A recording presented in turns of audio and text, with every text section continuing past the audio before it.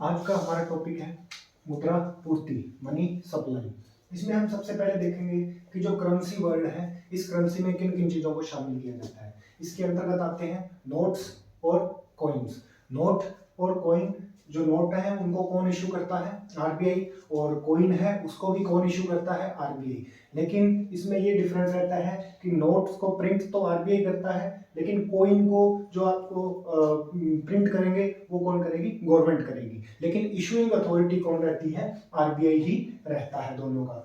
तो सबसे पहले हम देखेंगे कि अर्थव्यवस्था में जो मनी की सप्लाई है, वो मनी सप्लाई उसका बेस क्या है, क्योंकि आरबीआई कितनी मुद्रा, आरबीआई और गवर्नमेंट कितनी मुद्रा की सप्लाई एज टोटल इकोनॉमी में करता है, तो वो क्या कहलाती है? M0 अवधारणा। इसके अंतर्गत ये जो टोटल नोट और कॉइन है वो कहाँ कहाँ हो सकते हैं? या तो वो जनता के पास हो सकती है करेंसी, या वो बैंकों में जमा के रूप में हो सकता है, या बैंकों द्वारा मान लो आरबीआई के पास कुछ पैसा उसके पास हमें जमा रख सकते हैं। ये इन अवधारणाओं के बारे में हम देखेंगे कि बहुत सी ऐसी रेट होती है जिन रेट पे ऊपर बैंकों को पैसा आरबीआई के पास रखना पड़ता है। तो ये एज ए मॉनेटरी बेस काम करता है। इस M0 को और किन किन नामों से जाना जाता है? इसे उच्च शक्ति मुद्रा भी बोला जाता है, मॉनेटरी बेस, या फिर इसको रिजर्व मनी भी कह देते हैं, या फिर बेस मनी। ठीक है, तो ये M0 की अवधारणा है, ये एक बेस है। इस बेस के बाद मनी सप्लाई कुछ मल्टीपल होकर इकोनॉमी में हमारे सामने आती है। तो आरबीआई के द्वारा मनी की सप्लाई को मापने के 4 मेजर दिए गए हैं। जो सबसे पहला मेजर है वो है जनता के पास M1, जिसके अंतर्गत किस किस चीजों को शामिल किया जाता है? जनता के पास करेंसी प्लस बैंकों के पास जनता की मांग जमा। अब ये मांग जमा क्या होती है? जिनको आप चेक इशू करके कभी भी बैंक से निकलवा सकते हो। जब भी आप मांग करोगे बैंक आपको उसकी सप्लाई आपको कर देगा, है ना। तो M1 जो है वो सबसे तरल मुद्रा की सप्लाई कहलाती है, सबसे अधिक तरल अवधारणा है। ठीक है, क्यों? क्योंकि इसको आसानी से कैश में परिवर्तित किया जा सकता है। उसके बाद आता है M2 मेजर जो है, इसमें किसको शामिल किया जाता है?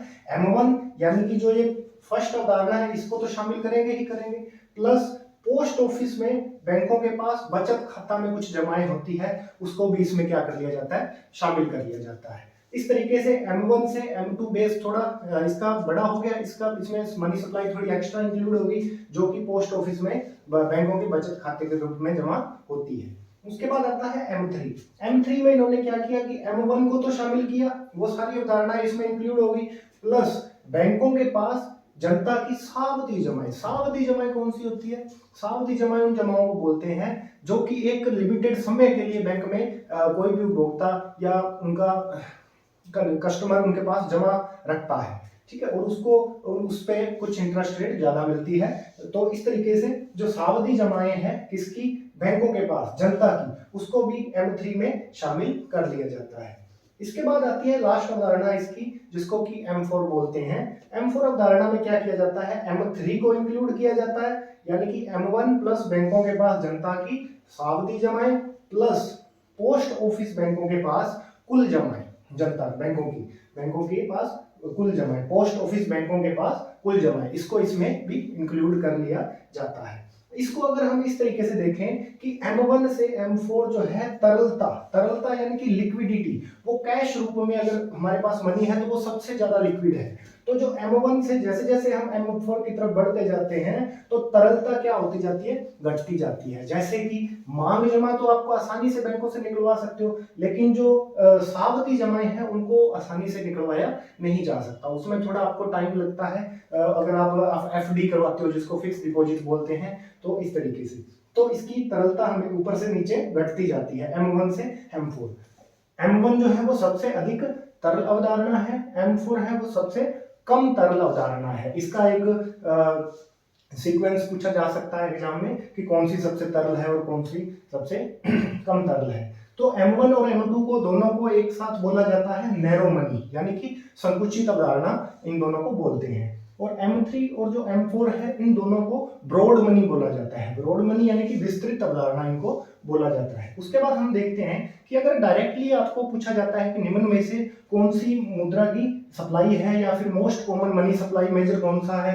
तो इस तरीके से एग्रीगेट मनी रिसोर्सेज के रूप में किसको माना जाता है, M3 माना जाता है। अगर आपको M3 और M4 दोनों ऑप्शन अवेलेबल हैं तो आप किसको शामिल करोगे, M3 को, क्योंकि M3 जो है वो आरबीआई का सकल मुद्रा माप को उसको माना जाता है, एग्रीगेट मनी रिसोर्स उसको माना जाता है, और ये most common money supply measure है, इसलिए M3 ऑप्शन जो है हमारा सही होगा। उसके बाद आता है कि M0, ये हमने देख लिया कि M0 जो है इसके बारे में भी क्वेश्चन पूछा जा सकता है कि M0 मेजर है उसको क्या क्या बोला जाता है। उसको उच्च शक्ति मुद्रा बोला जाता है, मॉनेटरी बेस बोला जाता है, रिजर्व मनी बोला जाता है और बेस मनी बोला जाता है। Thank you.